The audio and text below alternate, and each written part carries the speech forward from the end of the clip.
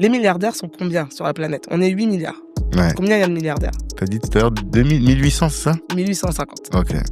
Moi, je suis OK pour qu'on ait envie de rentrer dans ce club. C'est noble et je trouve qu'en vrai, on a le droit de pouvoir rêver ça. C'est bien. Mais déjà, t'arrives pas à faire 100 000. Parce que t'arrives à faire, on a dit, il y a 6% des entreprises françaises qui font 1 million. Le gars qui a sa petite activité de plombier et qui revend sa petite boîte 600, 700, 800 000 euros. Alors, ça change pas la vie de manière radicale. C'est ça. Mais ça change quand même votre vie parce que 800 000 euros, moi, vous venez me voir, je vous dis, avec un rendement de 10%, c'est 80 000 euros par an, sans que vous ayez à bouger, sans que vous ayez à sortir, qu'il pleuve, qu'il vente, qu'il neige. 700 000, 800 000, 1 million. Ce n'est pas rien, en fait. Je pense qu'on est vraiment trop matrixé avec l'idée que 1 million, c'est rien. Vous n'avez jamais eu 1 million sur votre compte, mais il y a plein de gens qui disent 1 million, c'est rien. 1 million, c'est rien pour les consommateurs. C'est ça la phrase pour moi. Dès que je ressors de cette discussion avec ça. En fait, ce que toi tu dis, et c'est là où tout ce que tu dis peut être game changer pour chacun d'entre nous, tu vois. Parce que si tu dis que avec une somme à plusieurs centaines de milliers d'euros, tu peux avoir 10% de cette somme-là en revenus tous les mois. À vie. À vie, mais c'est pas pareil, tu vois. Mais carrément.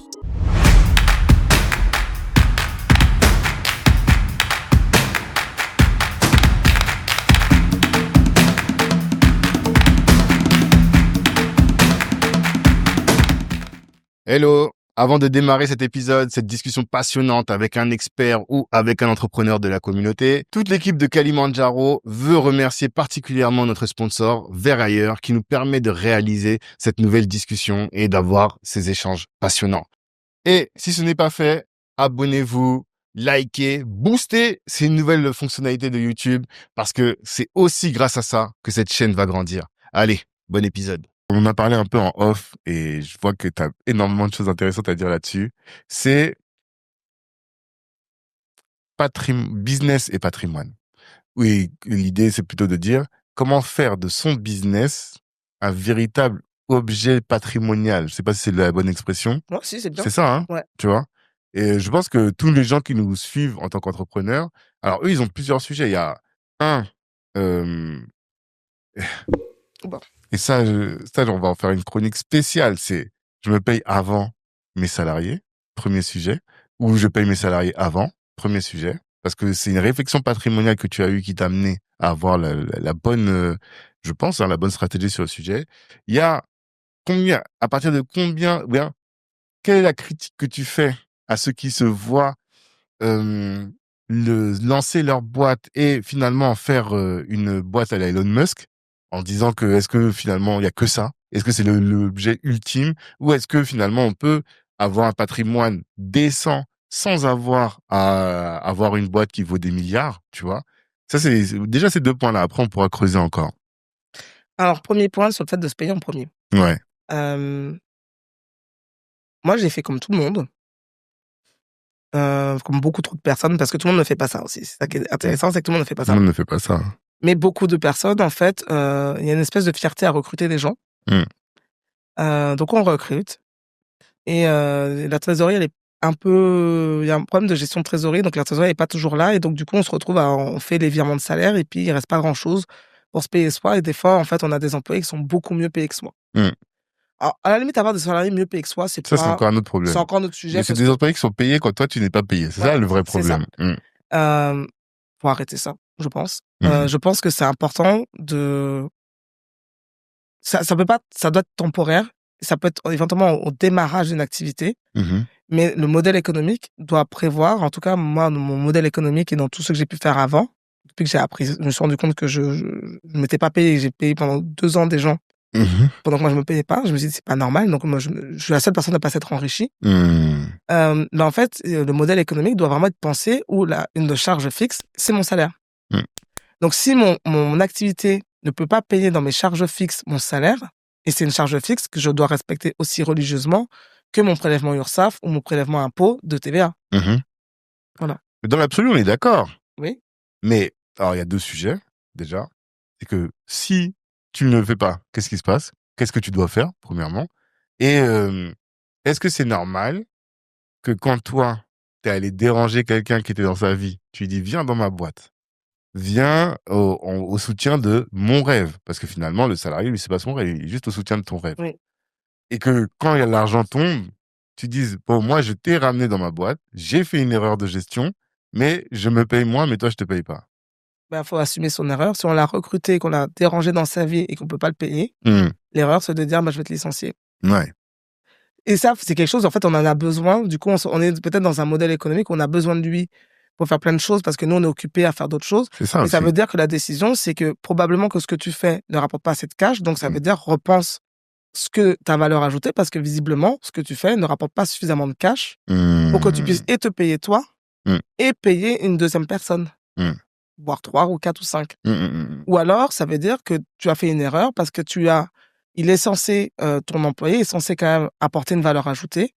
Alors, tous les postes ne sont pas à valeur ajoutée, mais en tout cas, les premiers salaires sont supposés des salaires à des salaires à valeur ajoutée. Ouais. Ouais, après, ça dépend ce que tu entends par valeur ajoutée. Si tu entends par valeur ajoutée le fait que ça doit contribuer à augmenter ton chiffre d'affaires directement, tu vois, c'est qu'effectivement, là, on va dire que c'est le sales, c'est le marketing, c'est ces postes-là. Où ça te permet d'aller plus vite dans le fait de rentrer du cash. Aussi. C'est pas toujours, c'est pas vrai, que le sales, mais en fait, par exemple, moi, j'ai une assistante qui travaille avec moi. Elle n'est pas du tout en contact avec les clients, à part elle leur parle en off, par mail, mais elle me permet de finaliser mes contrats beaucoup plus vite. Ok. Donc, du coup, quand je finalise mes contrats plus vite, je peux gérer plus de contrats. Donc, sa contribution indirecte, c'est que grâce à elle, je rentre plus de contrats plus vite. Ok. Donc, elle participe à la progression du chiffre d'affaires. Parce qu'avec elle, je dis n'importe quoi, je ferai 3 contrats. Enfin, sans elle, je ferai 3 contrats. Avec elle, j'en fais 10. Ok. Si je recrute quelqu'un où je peux pas, en tout cas dans les premiers salaires, je peux pas mesurer ce genre de KPI, pourquoi je l'ai recruté? Ouais. C'est ce genre il y a des employés où la contribution est un peu volatile de savoir qu'est-ce qu'ils apportent vraiment en termes de chiffre d'affaires, mais quand on est vraiment en démarrage, ça ne vient que c'est le 10e, 11e employé, ou que quand on a des marges de trésorerie tellement importantes qu'on peut se permettre d'avoir la RH, le truc comme ça, ou parce que sinon on délègue sur c'est pas un employé, on part sur des systèmes beaucoup plus souples de passer par, maintenant, il y a plein d'entreprises, on peut recruter des freelances, ou si c'est pas des freelances, on passe par des agences où on a de la souplesse de pouvoir dire à quelqu'un, en fait, on n'est pas engagé, on est sur du part-time, on en discutait, mais il y avait genre les DAF part-time, directeur financier tout est en part-time. Donc, en fait, je comprends pas qu'en 2025, on soit encore en train de se contraindre avec du salarié, alors qu'il y a des systèmes de souplesse qui permettent de gagner. Faut être agile, en fait. Et donc, c'est pour ça que l'erreur, il y a 15-20 ans, on comprend, parce qu'avant, il y avait que le salariat qui était le modèle de croissance d'une entreprise. Quand je dis modèle de croissance, c'est que quand on voulait faire grossir une équipe, on passait par le salariat. Maintenant, ça s'est démocratisé, le freelancing, ça s'est démocratisé les agences qui mettent à disposition des gens en tiers-temps, mi-temps, peu importe, pour travailler sur des projets. Et donc aussi avec peut-être des engagements de 1, 2 ou 3 mois, mais où on peut gérer la trésor par rapport à ça. Et après, ça oblige, selon moi, à remettre en question ta valeur ajoutée. Ça veut dire que toi, tu ne contribues pas assez dans ton business pour que tu aies l'ambition de vouloir déléguer quelque chose où toi, tu n'arrives déjà pas à te payer, en fait. En fait, tu as un business, tu génères du chiffre d'affaires, mais pas assez pour pouvoir te payer, mais tu veux déjà employer quelqu'un d'autre. Alors, il y a des choses, c'est normal qu'on veuille déléguer parce qu'on ne sait pas faire soi-même. Donc, c'est important. Mais dans ce cas-là, ça se pose la question du modèle économique, ça pose aussi une question du financement du projet. Il y a des choses qui s'anticipent. Je veux dire, si tu sais pas faire un site internet et que tu délègues là-dessus, mais c'est un coût fixe. Donc, ça veut dire que soit tu l'as prévu dans ton plan de financement initial, soit, logiquement, c'est des genres de choses que tu es censé avoir planifié longtemps à l'avance. Et c'est encore une fois la responsabilité pour moi de l'entrepreneur d'avoir pu anticiper, en tout cas sur toute cette période de démarrage. C'est pour ça qu'on demande de faire des business plans sur 3 ans. Parce qu'on sait que les 3 premières années, ce sont des années où il y a des coûts, dont un certain nombre de choses qu'on va pas voir venir, parce que des fois, on fait un truc et puis 18 mois après, il se passe d'autres choses.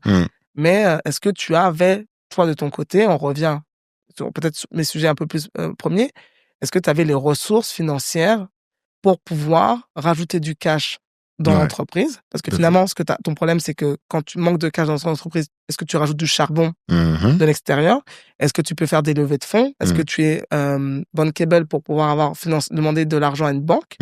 Est-ce que ton modèle économique fait que tu peux solliciter en fait de l'argent? Et si toutes les réponses sont non, bah en fait, le sujet, c'est toujours toi en fait. En fait, prenez vos responsabilités, mais payez-vous. C'est totalement ça. Ouais. Payez-vous. Oui, parce que prenez vos responsabilités, ça peut être de dire, bon, bah, c'est moi qui assume le fait de pas me payer, quoi. Oui, mais alors on peut le faire temporairement, mais ça doit être timé. C'est-à-dire qu'en fait, ne pas se payer ne peut pas être une solution sur 1 an ou 2. En fait, c'est comme tout, ne pas se payer, c'est une solution temporaire de gestion de trésorerie qui est de 3 à 6 mois maximum.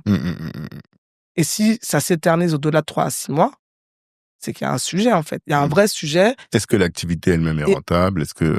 Après, le problème, c'est il y a toujours le syndrome du survivant où on met en lumière Blablacar où le gars, pendant 12 ans, s'est pas payé.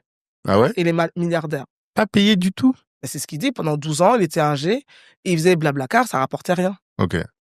Et donc, lui, quand il va parler, là, c'est Mazella, je crois qu'il s'appelle. Ouais. Il va parler, il fait son truc, on dit, ah ouais, je vais faire le nouveau Blablacar. Il y a plein de gens qui se payaient pas pendant plein d'années. Mais ça, ce sont, on a une espèce de focale hyper forte. C'est exactement le syndrome du survivant. Sur ces gens-là, alors que ce n'est absolument pas la norme et que ne croyez pas que vous serez l'exception. C'est un peu prétentieux de croire que vous serez l'exception. Alors, il faut croire en soi. C'est très important de croire en soi. Il faut croire en son projet. Mais c'est encore plus malin d'être capable de trouver des solutions d'agilité rapide, de faire rentrer du cash parce que c'est une entreprise, elle vit que grâce au cash. Donc, si t'es pas capable de trouver des solutions à court terme pour faire rentrer du cash à 3 mois, c'est que tu es un mauvais entrepreneur quelque part, parce que ça veut dire que tu sais pas activer les bons leviers et que tu n'arrives toujours pas à faire rentrer du cash. Parce qu'à un moment donné, une entreprise, c'est du cash. Et si tu n'es pas bon à savoir faire rentrer du cash, se pose la question de... tout le monde n'est pas en train de faire un truc de R&D, de recherche et de développement, où ça se justifie qu'au début, on se paye pas. Parce que on parle pas de gens qui font de la R&D, où on est là dans un labo à faire un truc, et on sait que quand ça sera prêt, non, la plupart des gens ne font pas ça, en fait. Ils ont des petits business où ils charbonnent gratos. Ouais. Très intéressant. Sur le deuxième point, du coup. Non. Hello. Avant de démarrer cet épisode, cette discussion passionnante avec un expert ou avec un entrepreneur de la communauté, toute l'équipe de Kalimandjaro veut remercier particulièrement notre sponsor, Vers Ailleurs, qui nous permet de réaliser cette nouvelle discussion et d'avoir ces échanges passionnants. Et si ce n'est pas fait, abonnez-vous, likez, boostez ces nouvelles fonctionnalités de YouTube parce que c'est aussi grâce à ça que cette chaîne va grandir. Allez, bon épisode. Mais c'est bien, en fait, on a besoin, et c'est ça que j'aime dans ta méthode, c'est que elle remet les pendules à l'heure, tu vois. Je pense que c'est ça. Parce que tu dis toujours, ouais, je suis très cash, je suis très cash, je suis très cash. Mais en fait, c'est juste le fait que beaucoup d'entrepreneurs sont des rêveurs, tu vois. Et en tant que rêveur, bien souvent, c'est des gens qui ne voient pas la réalité telle qu'elle est. Ça donne une image de soi qui est pas jolie. Ouais. Ça jette une ombre, mais les gens se remettent en question. Mais c'est vraiment j'insiste là-dessus, mais la mission première d'un entrepreneur, même d'un freelance, c'est faire rentrer du cash. Ouais. Si tu n'arrives pas à faire rentrer du cash, sois salarié. Alors après on arrive à faire rentrer du cash, mais ça ne soit pas suffisant, tu n'arrives pas à scaler ton truc ou à level up ton business, c'est un autre sujet. Mais ça veut dire que tu dois prendre une décision sur est-ce que je dois sous-dimensionner parce que ça veut dire que j'ai peut-être un side business. Donc ça veut dire qu'il faut tout revoir à la baisse pour l'adapter. Et faire du cost killing, donc de couper des coûts qui servent à rien et tu restes, en fait, tu t'ajustes à tes seuils. Un peu comme quelqu'un qui dit, on en a parlé, je gagne 7 000 € par mois, mais je suis toujours à découvert. Baisse tes coûts. Ouais. Regarde dans tes coûts, qu'est-ce Et peut-être que ton business, c'est un side business. Et c'est très bien. Et c'est très bien. Non, c'est vrai. J'entends. Et sur l'aspect patrimonial, parce que tu as dit des choses hyper intéressantes en off et je voudrais pas qu'on passe à autre chose sans dire tout ça. Tu disais que tu critiquais un peu le fait que, mais d'un point de vue patrimonial, hein, de toutes ces personnes qui cherchent absolument à faire la start-up qui va être valorisée à 10 millions, voilà, la licorne, la décacorne, tous ces trucs-là. Voilà, toi tu dis tu peux vivre très bien avec une boîte que tu as vendue 200, 300 000 €. Alors que pour moi, je te jure que dans ma tête, si je vends ma boîte 300 000 €, j'ai l'impression que c'est un échec. Je vais même pas en parler tellement.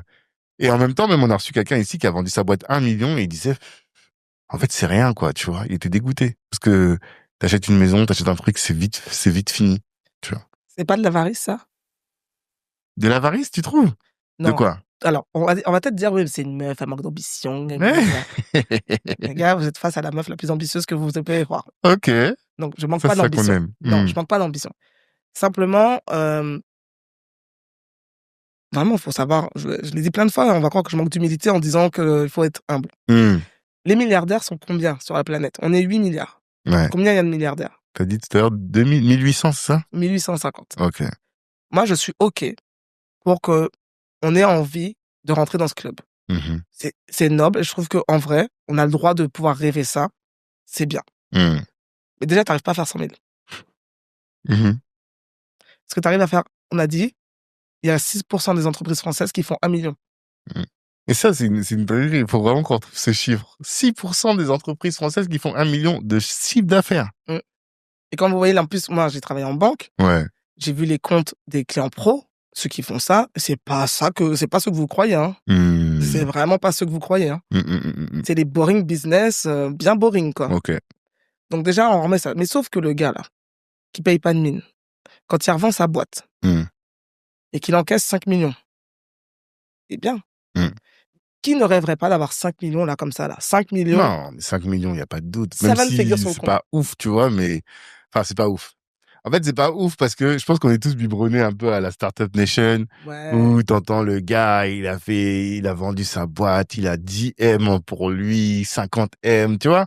C'est ça peut-être, effectivement. Et là, comme t'as dit, biais du survivant, blablabla. On est vraiment là-dedans à 2000%, tu On vois. parle de combien de personnes? C'est ça. Combien d'appelés, mais combien d'élus? Et en fait, c'est pas manquer d'ambition, c'est juste à un moment donné, la plupart de ceux qui ont fait ça, ils ont moi j'en ai lu plein des biographies, j'ai arrêté d'en lire parce que ça me gonfle, c'est toujours un peu la même histoire, parce que c'est toujours le syndrome du survivant, c'est toujours l'élu. Un peu comme des Harry Potter, quand on a lu des Harry Potter, c'est toujours des trucs, toujours un peu les mêmes histoires. Ouais. Mais vous prenez à l'archevêque, il a fait une première boîte, il a vendu 5 millions, je sais pas combien, puis il a fait ça. Mais déjà, faites ça. Parce que après vous avez des contacts, votre banque, elle vous met en contact d'autres personnes, vous investissez plus fort sur plus gros. Même Mythique, qui raconte qu'il avait fait une première boîte. En fait, la plupart des gens qui font des grosses boîtes, ils ont vendu une première boîte, voire une deuxième boîte, avec des sommes qui peuvent paraître ridicules. Déjà, arriver à créer une boîte qui se valorise, parce que ça, déjà, je vois plein de gens qui ont des business qu'on appelle des muses. Non, mais si t'arrives pas à te payer déjà, comment tu peux revenir? Tu vois ce que je veux dire? Ne parlons pas d'eux, parlons pas d'eux. Mais ouais. Parlons pas d'eux, parce que pour moi, c'est pas de l'entrepreneuriat, c'est du hobby. C'est comment répondre socialement. Qu'est-ce que tu fais dans la vie? Tu dis que t'es entrepreneur parce que tu oses pas dire que t'es chômeur. OK. Vraiment. Mais non, mais c'est vrai. C'est quand même, Non, mais c'est vrai, c'est bien. c'est quand même plus sympa de dire ça à ses parents. Oui, d'accord. Mais on va parler de ceux qui vivent de leur activité de freelance, entrepreneur, peu importe le mot. Et à partir de là, de cela, on va dire, mais est-ce que tu as un business déjà qui se revend? Parce que ça rentre dans le bilan patrimonial. Ouais. Le gars qui a sa petite activité de plombier, qui se paye 2500, 3000 euros par mois et qui a les mains comme ça, les joues rosies, enfin bref, le truc, le gars qui galère et qui se dit, ah, le gars, il se couche à pas d'heure, il travaille du lundi au dimanche, en plus le week-end, il aide les potes, enfin, mais qui emploie des gens au fil de l'eau, il a un petit... et sa boîte de plomberie, là, il la revend son portefeuille de clients parce qu'il travaille toujours avec les mêmes personnes, il travaille avec la municipalité de tel endroit qu'il appelle, etc. Et qui revend sa petite boîte 600, 700, 800 000 euros. Vous voyez pas que ça change pas sa vie, lui? D'avoir 800 000 euros, en plus, s'il déplace bien comme il faut, on évite la fiscalité. D'avoir 800 000 euros sur votre compte, ça ne changerait pas un peu votre vie, vos perspectives? Alors, ça change pas la vie de manière radicale. C'est ça. Mais ça change quand même votre vie parce que 800 000 euros, moi, vous venez me voir, je vous dis, avec un rendement de 10%, c'est 80 000 euros par an, sans que vous ayez à bouger, sans que vous ayez à sortir, qu'il pleuve, qu'il vente, qu'il neige. Vous êtes chez vous. Tu peux être rentier, parce que c'est ça, en fait, le sujet. Toute la discussion, elle est là. Mais non, mais toute la discussion, elle est là, hein. C'est que quand on était là, et il était à cette place-là, Thibaut Colli, il vend son cabinet de conseil, 1 million d'euros, je pense, peut-être un petit peu plus, un petit peu moins, enfin. Et quand je venais dans le podcast, j'étais en voiture et je réfléchissais à l'interview et je me disais, mais en fait, 1 million d'euros, t'as acheté une maison dans Paris, enfin, en Île-de-France, comme on disait tout à l'heure. Allez, 400 000. Oui, parce que toi, tu consommes tout de suite l'argent. Eh ben, c'est ça, en fait. Ah, c'est ça, tu vois. C'est pas obligé de le Alors qu'en fait, ce que toi, tu dis, et c'est là où tout ce que tu dis peut être game changer pour chacun d'entre nous, tu vois. Parce que si tu dis que avec une somme à plusieurs centaines de milliers d'euros, tu peux avoir 10% de cette somme-là en revenus tous les mois. À vie. À vie, mais c'est pas pareil, tu vois. Mais carrément. Et c'est là où tout d'un coup, en plus, tu gagnes en sérénité pour pouvoir te lancer dans un autre projet. En plus, tu peux le mettre en garantie. Demain, tu peux mettre en garantie ton contrat d'assurance vie pour lancer un autre business. Ils croient pas trop à ton projet. Ta banque, elle te suit pas trop. Et c'est trop tôt pour aller voir un fonds d'investissement qui va te prendre 50% de ton business. Et si ça marche bien, tu vois, tu t'es trop dilué. Bref. Tu dis, bah voilà, en fait, moi, je crois vraiment à mon business. Je vous mets mon contrat d'assurance vie qui me rapporte tant, 1 pour 1. Vous me prêtez 1 million. Déjà, t'as une garantie. Donc, tu peux te lancer dans un projet avec une dimension beaucoup plus importante. C'est pas pareil. Les gens qui veulent faire de la reprise d'entreprise, les belles boîtes, là. Il y a plein de belles boîtes où vous pouvez faire des belles reprises et qui sont pas sur Internet. Mais le problème, c'est que le ticket d'entrée, il faut mettre 30% d'apport minimum. Donc, c'est des trucs à 300, 400 000. Mais vous pouvez level up et il y a beaucoup moins de monde en concurrence parce que tous les gens, ils restent bloqués à essayer d'acheter des petites boîtes à 100 000 parce que les gens, ils ont 10 000 balles d'économie. Bon, OK. En fait, il y a un monde, en fait. Les gens ne se rendent pas compte qu'il y a un monde. Il y a 30 à 40% des entreprises qui ne trouveront pas de repreneurs, alors qu'elles génèrent 10 millions de chiffre d'affaires, qu'elles ont 10, 15 salariés. Vous pouvez vraiment être le petit PDG que vous voulez être. En faisant ça, en ayant vendu une petite boîte, vous connaissez, vous avez d'autres skills, et puis vous pouvez déléguer à d'autres personnes avec votre argent que vous n'avez pas consommé dans votre lifestyle, parce que vous dites, ah oui, 1 million, ça se consomme vite. Oui, mais en fait, quand on est un consommateur, on pense comme ça. Mais quand on est un investisseur et quand on a une vision d'entrepreneur, on pense, moi, quand je rentre du cash dans mon entreprise, j'ai une partie qui me paye, parce qu'il faut bien que je vive, et donc il faut que je vive bien, parce que j'ai besoin d'être bien dans ma tête. Et une partie, c'est je mets 1 euro, parce que quand je mets 1 euro quelque chose, ça me rapporte 2 ou 3 ou 4 ou 5. Et j'ai une partie que je mets de côté parce que je me dis, c'est une partie que je mets pour financer le fonds de roulement de ma propre boîte. Parce que demain, ça marche moins bien pour X, Y raison. Ben, j'ai quand même mon argent travail à payer mes charges fixes, même dans mon entreprise. Et c'est ça, là, que tu dis, et qui est un conseil, je pense, fondamental pour les entrepreneurs qui nous écoutent. Que tu as dit tout à l'heure, tu as dit, finalement, 3 choses. 3 choses que tu fais avec les revenus de ton entreprise. Alors là, tu parles des dividendes ou des revenus? Non, du cash qui est dans l'entreprise. L'argent, il sort pas forcément dans l'entreprise. La trésorerie d'entreprise. C'est une manne financière. La plupart des banques ne rémunèrent pas la trésorerie de leur entreprise. On peut pas mettre sur du fonds euro, parce que c'est interdit. Et donc, il y a plein d'entrepreneurs qui se reconnaîtront, qui ont 20 000, 30 000, 50 000, 100 000, 200 000 euros de cash, parce qu'ils ont besoin de pouvoir le sortir au cas où, parce qu'ils peuvent avoir à un moment des délais qui peuvent être importants. Par exemple. Et l'argent, il est là, il rapporte rien du tout. Et donc, ce que tu dis, c'est que, il y a le revenu, une partie qui doit être affectée à ton salaire, et un salaire confortable pour vivre. Enfin, tu choisis ou tu choisis pas d'ailleurs, c'est pas un problème. Et là, t'as dit 2 choses. L'argent que tu vas investir, c'est ça? Oui. En fait, il y a une partie, d'un point de vue patrimonial, déjà, on a une entreprise donc qui se valorise. Et la trésorerie, ça se valorise aussi dans la valeur de revente potentielle de son entreprise. De son entreprise. Ensuite, on peut aussi driver son entreprise comme on driverait sa vie personnelle. Ça veut dire qu'on peut très bien se dire, mon entreprise va générer des rentes avec des systèmes, je sais pas moi, on va créer une holding. Donc, souvent, on pense à la holding parce qu'on va faire remonter des dividendes pour pouvoir acheter sa petite SCI, faire de l'immobilier, etc. Souvent, on peut aussi aller plus loin. On va faire remonter dans la holding, avoir une autre société qui est une société financière qui va permettre, en fait, il va faire que du cash, avec du cash, parce que l'argent fait de l'argent, et qui va permettre de financer aussi des fois un petit peu les charges fixes de d'autres sociétés. Ça peut être un petit peu le fonds de roulement parce qu'on se dit, mais en fait, cet argent, on sait qu'il est là, qu'on n'en a pas forcément besoin, mais c'est sécurisant de l'avoir. Et donc, on va le placer sur un contrat de capitalisation, on va le placer sur je sais pas moi, des SCPI en démembrement, parce que ça récupère du cash. On peut très bien acheter, par exemple, de l'usufruit de SCPI. Donc, vous achetez pas la nue propriété, vous achetez l'usufruit. Et vous allez avoir, je dis n'importe quoi, 10% de rendement sur votre cash. Donc, en fait, vous récupérez votre argent, mais bien rémunéré. Donc, vous mettez 100 000, vous récupérez 120, je dis n'importe quoi. Mais vous faites un petit placement comme ça et votre argent fait de l'argent. Et avec les 20 000 que vous n'aviez pas, vous allez pouvoir le réutiliser pour continuer à faire ce genre de choses et ainsi de suite. Et vous avez toujours, en fait, des revenus financiers qui financent une partie et vous allègent un peu de votre charge mentale, une partie de vos charges fixes. C'est une façon de raisonner comme une autre, mais c'est ce que font les grandes entreprises, en fait. Les grandes entreprises, elles ont toujours des liquidités disponibles qui sont placées à droite à gauche, parce que ça finance une partie des frais courants. Ouais, c'est ça. Et on ne compte pas, du coup, que sur les ressources humaines pour financer les charges fixes. Mais quand on pense qu'à consommer, bah forcément, il n'y a jamais d'investissement qui est fait parce qu'on est dans la consommation pure et dure. Là, c'est ça. Et là, ce que j'entends finalement, c'est que c'est un mindset. Un mindset à avoir en tant que dirigeant d'entreprise. Au-delà d'être... Parce que nous, on se dit, nous, on est des entrepreneurs. Donc, on n'a pas ce mindset de consommateur. On se dit, nous, on crée de l'argent, Mais en fait... Et l'argent peut créer de l'argent aussi. Exactement. Ça veut dire que dans la gestion de la trésorerie de notre entreprise, si tu es un consommateur dans ta vie, tu vas être un consommateur aussi dans ton business. Oui, souvent, en fait, il y en a qui arrivent à mieux gérer la trésorerie de leur entreprise qu'ils ne se gèrent eux-mêmes. Ouais. Ça, je le vois. Mais ça manque un peu d'envergure et d'ambition.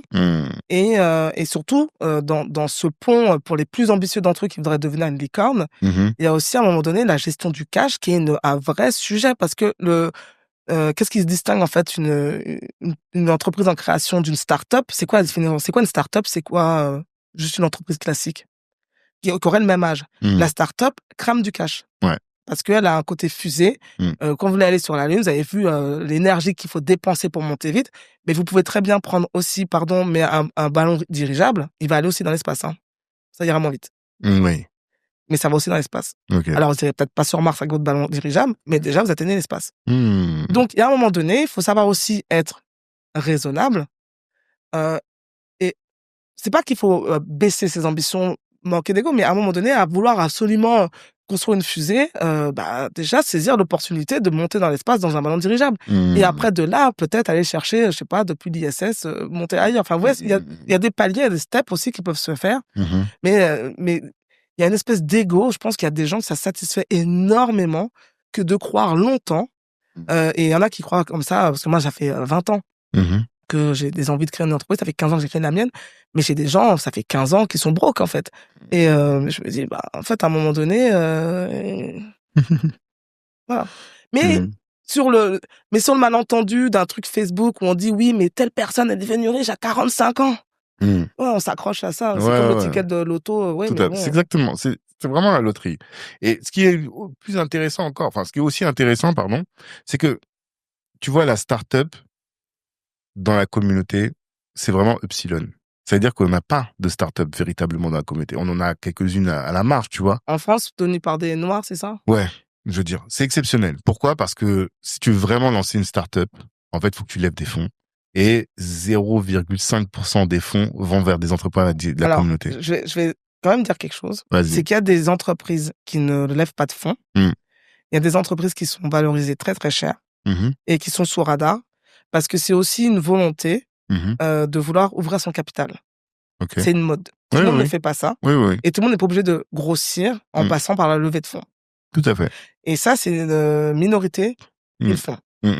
Parce qu'il y a un modèle économique, il y a quand même pas un modèle économique, mais il y a aussi un marché des gens qui travaillent dans les fonds à vouloir récupérer. Mais en fait, moi qui travaille dans les finances et qui vais des fois proposer à mes clients random du private equity, j'ai des personnes qui détiennent il y a des gens qui se spécialisent par exemple du private equity sur des entreprises vraiment très random, pas connues forcément, qui sont pas aussi shiny que genre qui veut être dans mon associé, etc., et qui sont détenus par des personnes qui sont de la communauté. Il y a des gens qui ont des entreprises qui font plusieurs millions de chiffres d'affaires, qui n'ouvrent pas leur capital parce qu'ils ne ressentent pas le besoin, ou qui vont le faire parce que besoin de s'internationaliser, ils ont besoin d'avoir des savoirs, et donc ils vont se retrouver dans des fonds d'investissement, mais ce n'est pas de côté vraiment Startup Nation. Donc, alors ça, effectivement, c'est encore un autre sujet là que tu es en train d'évoquer. C'est des personnes qui sont beaucoup plus matures, bien souvent dans leur entreprise, et qui vont faire appel à des fonds d'investissement pour aller chercher, parce que souvent la dette bancaire aussi ne peut pas fonctionner parce qu'ils sont au max. Ça, effectivement, c'est encore autre chose. Et du coup, ils sont pas dans la presse parce qu'ils sont pas dans un truc, c'est très confidentiel. Ça, c'est vrai. Mais moi, je parle même du fait que si tu prends, sur les 200 entrepreneurs de Black & Torch, tu en prends 90%. Et même, je parle des boîtes qui sont solides, hein, tu vois. Mais c'est pas des startups.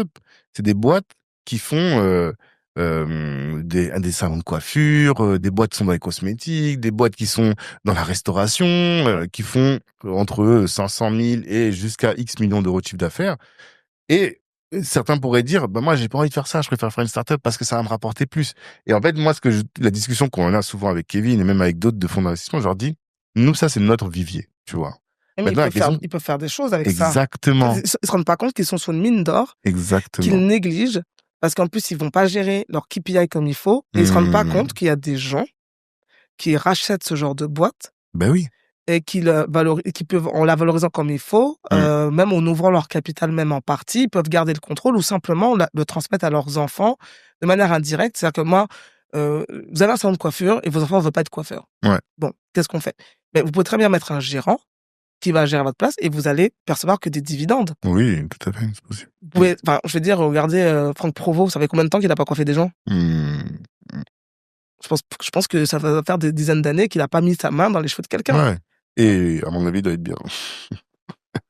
Je pense. Il n'y a pas beaucoup de sujets là-dessus. À Flelou, ça fait combien de temps qu'il n'a pas dû gérer les lunettes de quelqu'un? Bien sûr, bien sûr, Non, mais bien sûr. là, on est dans les très gros, mais en fait, j'ai surtout vu, moi, des ventes d'entreprises dans des agences bancaires, de gens qui ont vraiment des choses qui peuvent paraître random.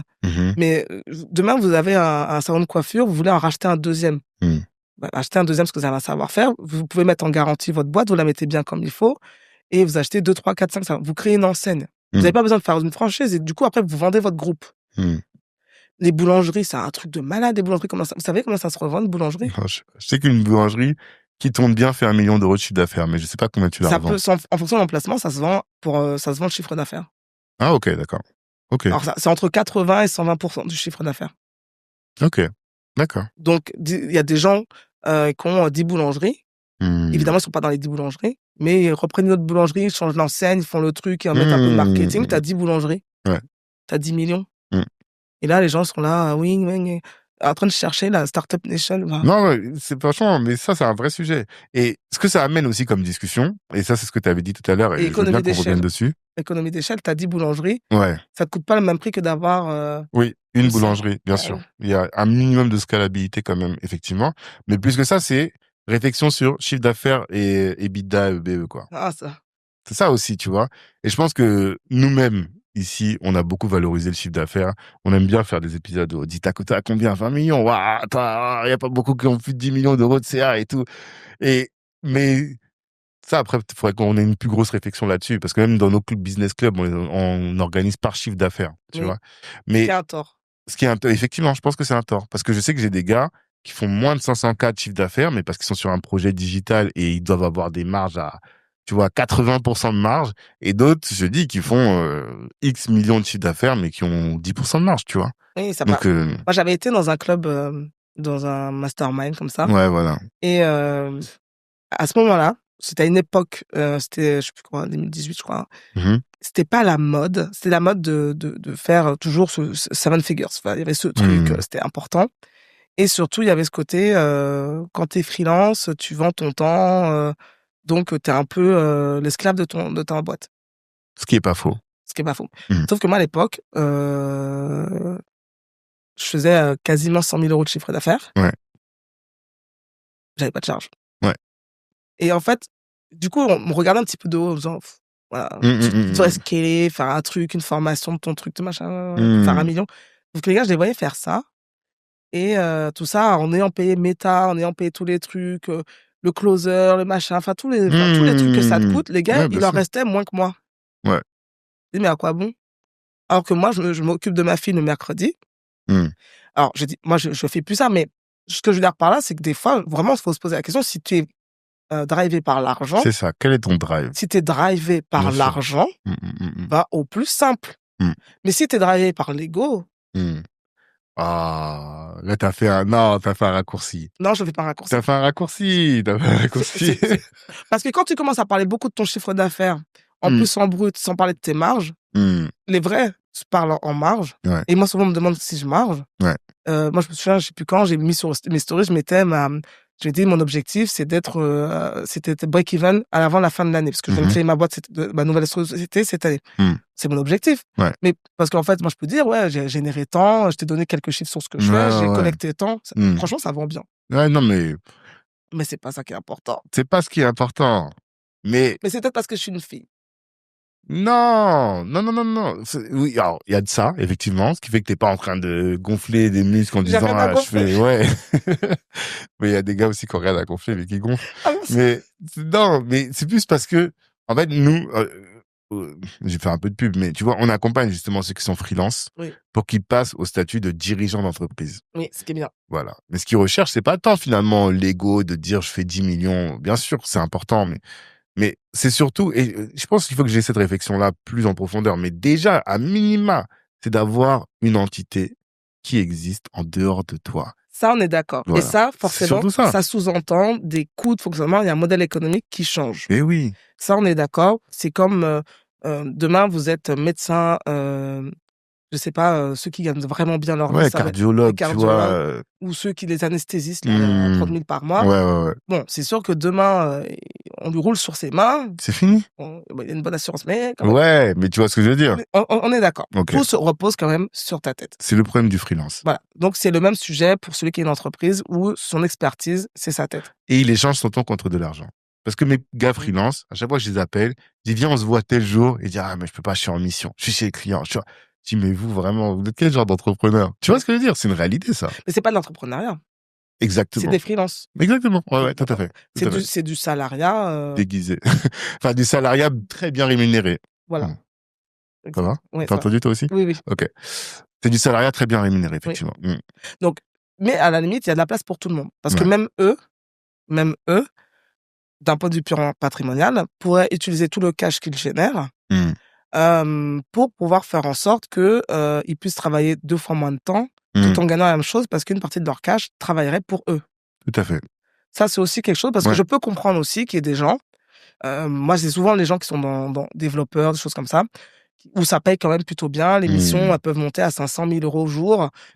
Donc, honnêtement, quand on se sent pas l'âme d'un entrepreneur, parce que c'est aussi un état d'esprit, c'est comme être blond, c'est comme le fait d'être noir, pas quelque chose qui se décide toujours. Ça peut s'apprendre. Non, mais ça s'apprend. Ouais, j'ai compris. C'est l'image que laquelle j'aurais jamais pensé. Mais c'est vraiment le truc, ça t'arrive. Bon, c'est T'as pas le choix. T'as pas le choix.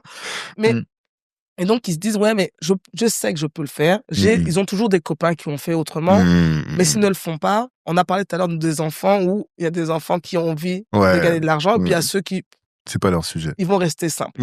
Donc, le freelance, ça peut être quelqu'un qui, entre guillemets, c'est pas qu'il manque d'ambition, mais lui, il est bien là où il est. Ce qu'il peut mettre aussi en place, d'un point de vue patrimonial, c'est des stratégies où son argent, pendant un temps, on va un peu plus travailler pour lui, de manière à ce que ça lui dégage du temps. Et comme il faut s'occuper, parce que tout le monde n'a pas envie de rester toute la journée à regarder Netflix du lundi au dimanche, parce que ça, on pète un câble, pour le dire. Quiconque a été, à un moment donné, s'occuper de ses enfants tous les jours, je pense qu'au bout d'un moment, quand on connaît tout le catalogue, ça épuise. Ça épuise, vraiment. Non, mais après, voilà.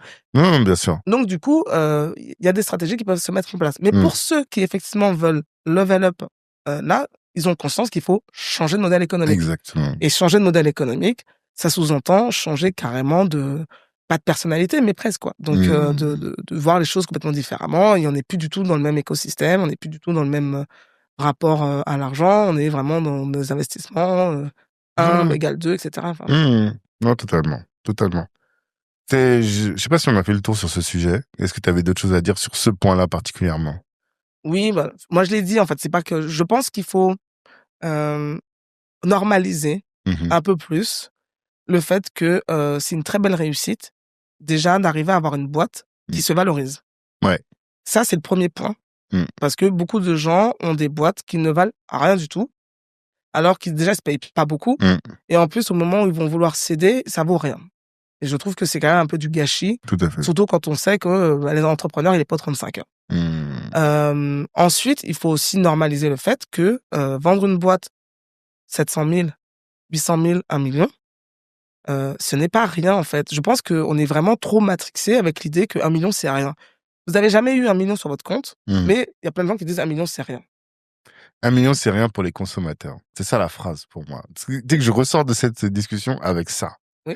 1 million, c'est rien si tu es en mode consommateur. Oui, parce que si tu réfléchis en Lamborghini, ça n'en fait que 3. Exactement. Exactement. Mais t'as tout dit. Alors que si tu les places et on m'avait dit ça, hein, beaucoup d'entrepreneurs font ça. Et je parle même pas des petits, je parle même des gros, tu vois. Ils ont des boîtes avec des grosses valorisations. Et cette valorisation leur sert à aller lever de la dette, lever de l'argent, parce qu'ils posent leur action en disant, voilà, moi, on parlait de Bezos dans le précédent épisode, j'ai 75 millions de ma boîte, bah, je peux aller voir ma banque en disant, voilà, ça c'est mes parts, ça vaut tant, ça va jamais descendre en dessous de ça. Boum, faites-moi un financement à hauteur de, tu vois. Oui, ou simplement, des fois, aller ouvrir son capital sans être dans le mode start-up, parce qu'on veut cash out, Ouais. parce qu'on adore ce qu'on fait et qu'on se dit, en fait, j'ai une boîte qui est valorisée 2 millions, je vais en céder 10%. Ouais. Je fais rentrer un investisseur qui sera peut-être dormant, mais qui va peut-être toucher des rendements, et moi, je vais prendre 200 000. C'est vrai. Ça aussi, c'est vrai. Mais en fait, pourquoi vous le faites pas, en fait? Et je comprends pas ce truc de vraiment se Non, dire... mais ça, c'est de la pure ignorance. Oh, quand Non, même. mais je te jure que c'est vrai. Parce qu'on n'y pense même pas, tu vois. Je te dis, mais c'est pour ça que, en fait, j'allais dire, dans les églises, on dirait que tu as un esprit. Non, non, mais tu veux ce que je veux dire, t'as un mindset d'entrepreneur, d'investisseur. Oui. Les entrepreneurs, c'est un mindset qui fait que tu vas aller chercher, ok. Mais le mindset d'investisseur, de chaque euro que tu rentres, tu sais exactement comment tu peux le multiplier.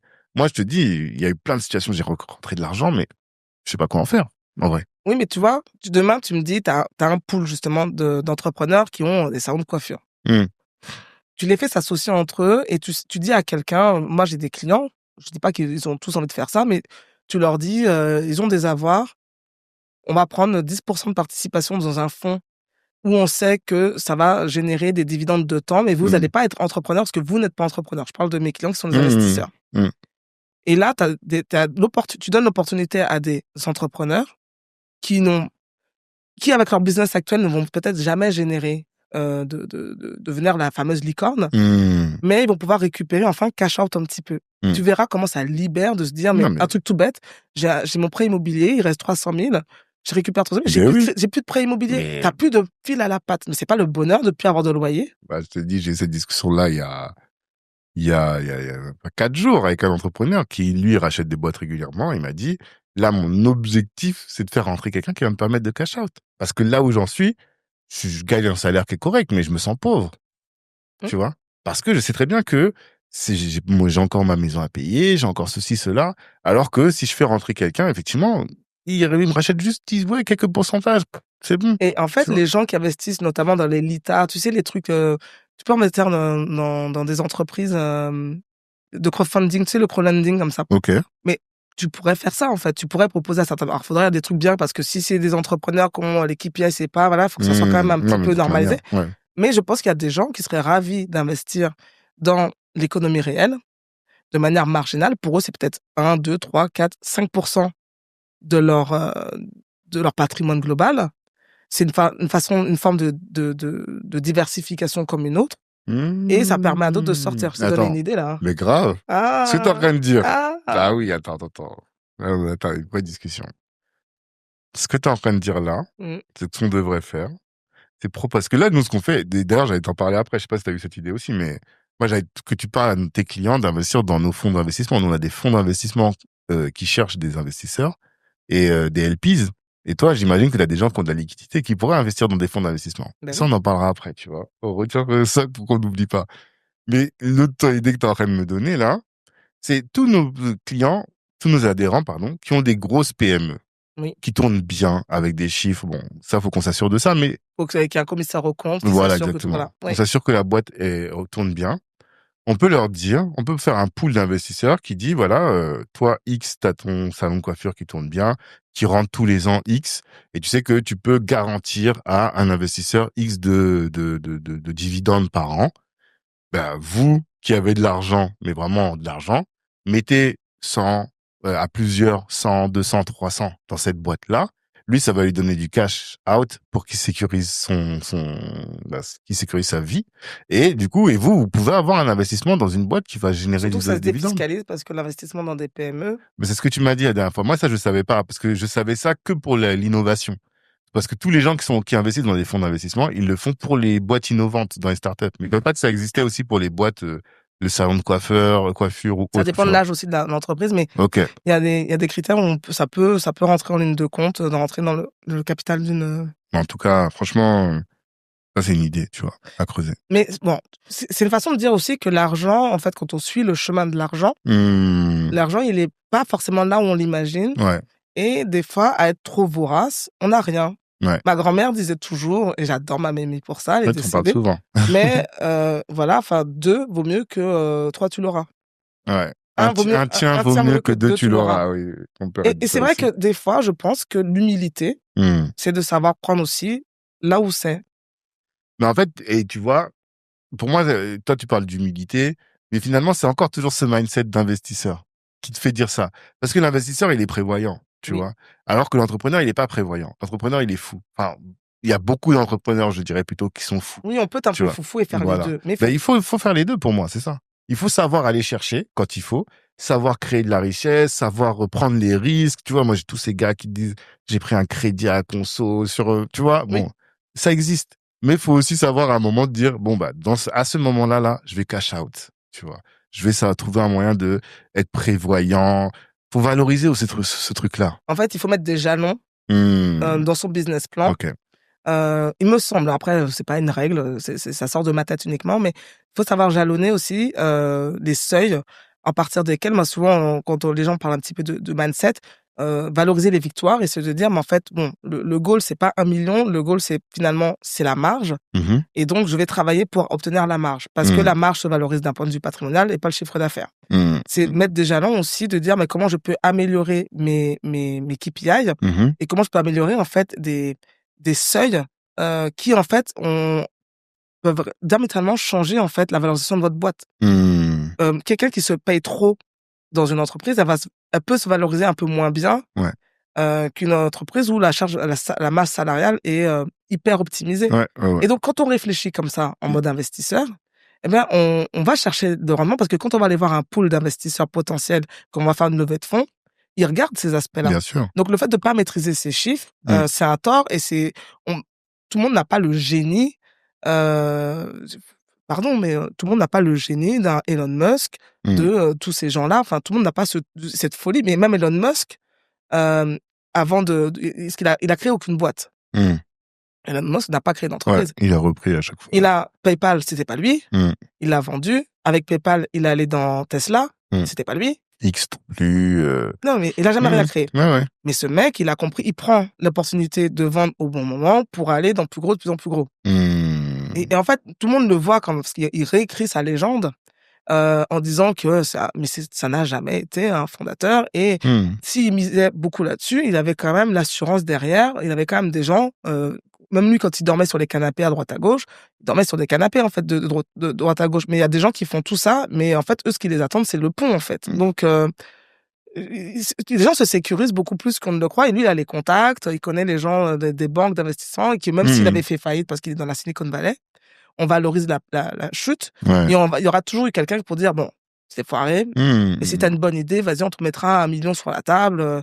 Il y a toujours moyen sur ce million de pouvoir se refaire un petit peu à titre perso. En France, il n'y a pas ça. Il n'y a pas ça. Donc, il faut raisonner à la française et arrêter de survaloriser les Américains. Nous ne sommes pas aux États-Unis. Ça ne veut pas dire qu'on peut pas faire de belles boîtes, mais on n'est pas aux États-Unis. Par contre, les boîtes françaises qui marchent ont une solidité financière qui n'ont rien, mais alors rien à envier aux Américains. Parce qu'aux États-Unis, tu montes vite, t'exploses vite. Ok. Et je pense que ça, c'est une vraie réalité vue. Parlez avec vos banquiers professionnels, vos banquiers d'affaires. Si vous avez la chance d'avoir un banquier d'affaires, sinon votre banquier pro, demandez-leur est-ce que de temps en temps, vous faites des ventes de sessions d'entreprise, quel type d'entreprise, combien ça se valorise. Discutez avec des gens qui ont l'habitude de voir et vous verrez que ce que je dis n'est pas juste une espèce de beau discours d'Internet, en fait. Non, mais c'est réel. Je comprends très bien et j'espère que tout le monde va comprendre. Et tu vois, quand j'entends parler, je me dis, c'est juste une question, j'allais dire, de mindset. Je sais pas si mindset c'est le bon terme, mais qu'est-ce que tu veux vraiment? Et si tu te dis que coûte que coûte, il faut que je cash out sur ma boîte, en fait, tu vas trouver des solutions. Et je dis ça parce que je discutais avec un start-upper récemment qui me disait que lui, il a levé des fonds à chaque fois, et je crois qu'il en est à sa deuxième peut-être, troisième levée, il a jamais justement fait ce cash-out là. Parce que pour lui, on réinvestit tout, et t'inquiète, le jour où ça va payer, je vais prendre. Il a un salaire qui est correct, il se plaint pas, tu vois, Oui. il roule en Merco et tout, donc ça va. Mais bon, en fait, il y a ce que tu crames tous les mois et ce que tu peux mettre de côté. Et ce qui m'explique, c'est que dans la Startup Nation, eux, ils ont mis en place ces clauses-là qui font que quand tu lèves, par exemple, je sais pas, 1 million auprès de tes investisseurs, tu négocies avec l'investisseur, tu dis, OK, dans les 1 million, il y a 800 000 qui vont aller dans la boîte, mais rachète-moi aussi 10% de mes parts à moi que tu vas me racheter pour me sécuriser. Ouais. Et ça, ils le font parce qu'ils se disent, enfin, tu vas jamais trouver la solution si tu ne te dis pas, je veux l'argent à tout moment. Enfin, je veux me sécuriser Je vais me absolument. payer quand même. Exactement. Il faut que je valorise peut-être Tout le temps que j'ai passé, Voilà. tu vois. Et c'est pour ça qu'en fait, ce qui est fondamental là, dans tout ce que tu as dit, c'est change ton mindset, en fait, tu vois. C'est dire, va chercher à capter de la valeur ou à garder, à sécuriser un maximum ton Ce propre qui compte, c'est patrimoine. pas ce qu'on dépense, c'est combien on garde, combien vous gagnez. Mmh. Et en fait, avoir des trucs avec des fuites de partout, ce n'est jamais bon, que ce soit à titre privé, que ce soit à titre pro. Là, je vais beaucoup parler du pro, mais de toute façon, effectivement, il y a qu'un seul modèle économique sur la Startup Nation où on peut effectivement avoir des boîtes qui, pendant 5 ans, 10 ans, ne sont pas rentables. Mais c'est très spécifique. En plus, c'est pas n'importe quel secteur d'activité qui peut aller là-dessus. On est surtout sur de la tech. Ouais. Mais pour tous les autres qui sont pas dans la tech ou des trucs scalables, le seul curseur dont vous avez la maîtrise, et vous pouvez utiliser les métriques, ça va être là, votre marge. Vraiment, soyez sans pitié pour aller chercher de la marge au maximum. Et si vous adorez lire des biographies parce que vous êtes fan des Américains, prenez comme exemple Bezos, qui était un rat d'infini. Un rat. Ouais, on en parle souvent de ça. Bon, moi, c'est vraiment pas le genre d'entrepreneur qui me fait rêver, pour plein de raisons. Surtout que moi, je sais que je n'aime pas compter. Donc, j'aime pas compter. Donc, j'ai toujours choisi des modèles économiques où ma marge est tellement élevée que je peux me rater un peu. Ouais. T'as pas besoin. Et c'est pas la même chose parce que quand on est par exemple dans le e-commerce où la marge elle est à 10-15%, vos KPI, il faut vraiment être, c'est vraiment au millimètre, c'est vraiment une horlogerie. C'est vrai. Gérer un business, un modèle économique, on est dans l'horlogerie. C'était pas fait par rapport à ma personnalité parce que moi, je suis un peu flambeuse et donc j'ai besoin que quand c'est trop marrant. À chaque fois que tu dis ça, je me dis mais c'est pas possible. Oui, mais c'est trop marrant. J'ai besoin de pouvoir assumer ton mode de vie.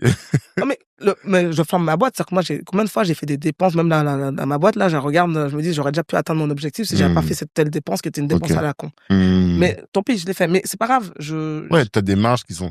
En fait, je prenais cet exemple-là, je parlais avec un entrepreneur, j'ai dit autoroute versus route de campagne.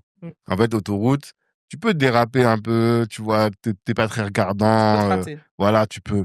Route de campagne. Faut être concentré. Mais il y a des gens, il y a des personnalités qui adorent ça, qui sont au millimètre. J'ai failli racheter une boîte qui était une boîte au millimètre, d'horlogerie, qui marchait très très bien. Ça s'est pas fait parce que Covid. On devait signer le jour où il y a eu le confinement. Vraiment, je crois que là, vraiment, j'avais une étoile. Si tu crois pas en Dieu, c'est que t'oublies quelque chose. Mais ça m'est arrivé comme ça, donc ça s'est jamais fait. Bref, j'ai zéro regret. Ouais.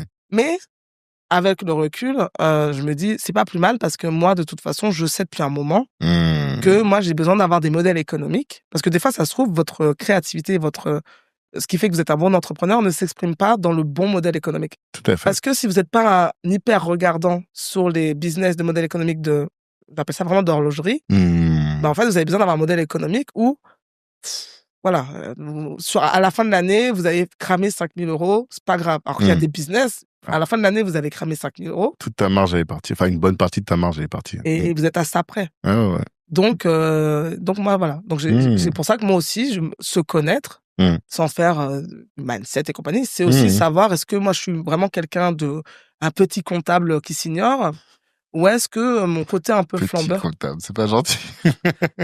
Mais non, mais les comptables le vivent pas mal parce qu'ils sont très contents. Petit comptable, c'est un peu. Parce que le comptable, il est souvent dans l'ombre. Le comptable, c'est pas lui. Je pense pas que tu reçois beaucoup de comptables qui te disent ouais, moi je fais 10 millions. Les comptables, ils sont pas comme ça. Les comptables, ils sont discrets, ils sont sur leur truc. Et ils sont très bien là où ils sont. Tout à fait. Mais eux, ils c'est brassent. aligné avec leur personnalité. Mais eux, ils brassent. Ouais. Oui, expert comptable. Ouais. C'est pour ça, dans le groupe, justement, on avait une discussion là-dessus, comptable, expert comptable. Après, je voulais pas revenir sur la discussion, mais ouais, ok. Non, mais t'as raison. Et ça aussi, vraiment. Franchement, je pensais même pas qu'on aurait une discussion aussi intéressante sur l'entrepreneuriat, tu Ouais, vois. tout n'a rien à voir. Mais c'est pas exactement le sujet, mais c'est très, très, très, très, très riche. Et je pense que ça peut aider beaucoup dans des nôtres. Et notamment, ouais, voilà, c'est ça. Est-ce qu'un entrepreneur qui a une boîte qui est stable, qui Ouais. fait son truc et tout, est-ce qu'il peut t'appeler? Parce que j'ai l'impression que tu as une expertise sur ce sujet finalement, tu vois, et je sais pas si tu l'exploites, mais qui peut t'appeler pour que tu le conseilles sur ces sujets-là, de comment cash out, comment gérer comment transformer sa boîte en une boîte, en un véritable patrimoine. T'accompagnes pas trop ces profils-là? Bah, si, indirectement, parce Ok. que j'ai une option entreprise. Alors, je suis pas DAF, hein, Non, je fais pas bien sûr. la stratégie financière, je fais pas ça. En revanche, comme, ça fait partie du patrimoine du client et Hmm. qu'à un moment donné, ce qui compte in fine, c'est la personne physique, Ok. je peux l'accompagner au sens global, du terme. C'est-à-dire qu'en fonction en regardant les bilans, parce que je sais lire un bilan, je peux, éventuellement lui donner quelques préconisations à faire valider après par son comptable, Mhm. parce qu'il en a forcément un et de donner des fois un peu de moi, je suis ingénieur patrimonial, donc mettre un peu d'ingénierie pour pouvoir un peu l'orienter vers des choses auxquelles il n'aurait pas pensé, parce que le comptable, il va être très orienté sur la partie business, va regarder sur tout ce qui se passe dans les comptes. Il va Hmm. pas forcément regarder la partie personnelle. Et donc, Hmm. justifier pourquoi il faudrait peut-être sortir tant à tel horizon ou comment les sortir et en quoi ça sert les intérêts. Parce que il y a une espèce de muraille de Chine entre la personne physique et la personne morale. Hmm.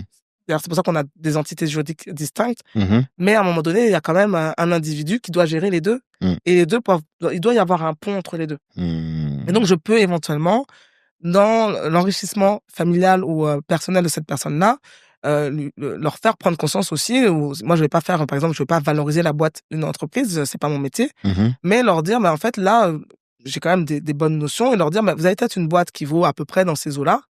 Vous avez jamais pensé, vous pourriez l'optimiser de telle manière. Vous pourriez faire telle et telle chose, qui vous permettrait peut-être de survaloriser votre bien ou peut-être simplement de trouver peut-être des associés. Il y a plein de gens, qui rêvent, de prendre 20, 30, 40% des parts d'une boîte, de pas la gérer. Hmm. Il y a des gens qui rêveraient juste moi, mon mari, il adore, manger les pâtisseries. Demain, on lui dit: «On achète une pâtisserie», il me dit: «Ah ouais, on aura des pâtisseries gratos». Juste pour ça, ça vaut le petit investissement. Non, mais Euh, je rigole, je fais non, mais l'imbécile. je Mais comprends. derrière, la pâtisserie, elle dépote et en plus, elle fait une marge nette avec un dividende de 100 000, donc on prend 40 000 € et en plus on mange des pâtisseries gratos. Hmm. Pourquoi pas? Et on n'a pas à s'impliquer, on n'est pas là à dire à l'entrepreneur ce qu'il faut faire. Hmm. Il faut mettre après un bon cahier des charges sur le suivi, les KPI. Après, il y a des vrais conseils aussi pour dire Ouais. tous les trimestres, regarder ce qui se passe, etc., etc. Donc, on peut Hmm. mettre ce genre de choses en place, mais il y a des gens qui se rendent pas compte que Ouais. ils peuvent continuer En à être fait, payés pareil, c'est quoi. pas un investissement, c'est un placement. En Oui, fait, c'est ça. C'est-à-dire que parce qu'aujourd'hui, nous, on a beaucoup pensé ce genre de choses comme un investissement. Quelqu'un qui lance sa boulangerie, bah, tu vas venir et tu vas mettre un peu d'argent parce que tu crois au projet et tu te dis, Inch'Allah, ça fait un fois 10, fois 50, tu vois. Mais là, la réflexion que tu apportes, c'est une réflexion de placement qui consiste à dire, la boulangerie, elle existe déjà. Elle oui, est déjà rentable. Elle génère déjà tant. Mais peut-être que, il veut en ouvrir une deuxième, ou même peut-être que lui-même, en fait, il a juste besoin de cash out, en fait. C'est ça le truc. oui. Ben voilà, je vais mettre tant dans la truc. Ça va me rapporter, la boîte, elle crache, je sais pas, 20 ou 30% d'EBITDA. Tous les ans, je peux récupérer tant. Et puis voilà, c'est tout, tu vois. Oui, et puis quand on voit des fois la solidarité qu'il peut y avoir pour un restaurant qui marche moins bien et les Hmm. gens viennent tout Ouais, d'un coup et ouais. remplissent. Mais en fait, ça peut très bien être un truc un peu partagé. Enfin, il y a des entreprises aujourd'hui où ça n'appartient finalement quasiment à personne. Hmm. Quand vous avez c'est pour ça que ça s'appelle du private equity, mais vous pouvez très bien avoir une partie du capital qui est détenue par plein d'actionnaires. Donc après, Hmm. il faut réglementer tout ça, mais Ça s'encadre. Hmm. ça s'encadre effectivement, Hmm. mais où finalement on se dit: «Bah, j'adore ce restaurant, ça cartonne, je sais qu'ils bossent bien, je sais que Hmm. tout ne repose pas sur le dirigeant parce que les recettes sont connues. En plus, on va pouvoir participer aux choses qu'on va faire et puis on va participer au chiffre d'affaires parce qu'on va venir ramener nos amis, ça sera un peu Ouais, notre oui. chez nous». Ouais, oui. Il y a des choses comme ça qui peuvent se faire. Il y a beaucoup de business, quand on parle des communautés, Hmm. qui fonctionnent comme ça. Ouais, je pense. C'est-à-dire qu'il y a beaucoup d'endroits où en fait, dans certaines communautés, sans rien citer, mais on va acheter ces bijoux dans la communauté et en même temps, on a un petit peu ces parts où on sait que c'est le business du tonton. On va aller manger à tel endroit, mais en fait, ça reste quelque part. Et en fait, beaucoup de gens fonctionnent comme ça, sans se dire, en fait, moi, j'ai 10 000, je peux mettre 10 000, j'ai pas besoin de mes 10 000 maintenant, mais si tous les ans, je récupère 1000, bon, au pire, je garde mon placement 15 ans, donc j'aurais récupéré peut-être 15 000, ou peut-être même au bout de 15 ans, ça a fait faillite. Mais j'ai récupéré tous les ans un peu. C'est ça, en fait. Tous les ans, tu récupères un peu. J'ai récupéré un peu et ça peut être aussi, il y a des gens qui investissent de manière émotionnelle. On a parlé tout à l'heure du fait d'avoir des convictions. Mais des fois, on sait que ça fait du bien et on se dit, j'aimerais récupérer l'argent. Je n'ai pas que des clients qui ont de l'argent à cramer. Donc, il faut quand même border les choses comme il faut, mais on peut avoir des personnes qui réellement se disent, mais moi, ça me ferait vraiment plaisir, plutôt que de mettre mes 10 000 sur un BNP Paribas, c'est ça. de les mettre dans quelque chose où en plus c'est concret, je sais que ça marche, c'est de la qualité, et j'ai des chiffres qui me montrent que les comptes sont bien.